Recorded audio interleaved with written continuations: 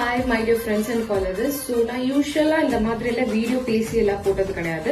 First time எனக்கே voice out பண்ணணும்னு தோணிருக்கு. ஏன்னு கேட்டீங்கன்னா, ரீசெண்டா ஒரு ரீல் வீடியோ போட்டிருந்தேன். அந்த வீடியோல டிவிக்கு சப்போர்ட் பண்ண மாதிரி ஒரு வீடியோ போட்டிருந்தேன். ஸோ அதுக்குள்ள நிறைய கமெண்ட்ஸ் எல்லாம் வந்துருந்துச்சு. அதுல நிறைய பேர் உங்களுக்கு மெச்சூரிட்டியே கிடையாது, ஒரு ஃபேம்காக டிவிக்கு சப்போர்ட் பண்ணணும்னு சொல்றீங்க, அவர் ஒரு ஆக்டர், ஒரு 30 வருஷமா ஒரு படத்துல நடிச்சிருக்காருன்றதுக்காக அந்த ஒரு ஃபேம் வச்சு அவருக்கு லீடர் பதவி கொடுக்கறதெல்லாம் கரெக்டா, அந்த மாதிரி நிறைய கான்ட்ரவர்சிஸான கமெண்ட்ஸ் எல்லாம் வந்துருந்துச்சு.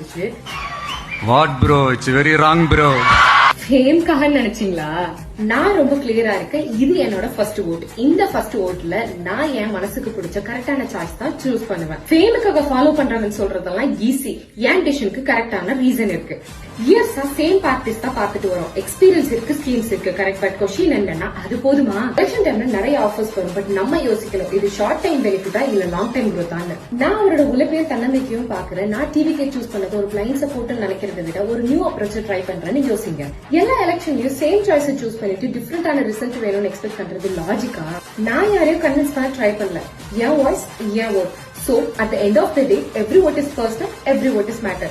So new choice பண்றது தப்பு இல்ல, அதை ட்ரை பண்ண பயப்படுறதா தப்பு. So think பண்ணி ஓட் பண்ணுங்க. ஆஃபர்ஸ்க்காக இல்ல, நம்ம ஃபியூச்சருக்காக.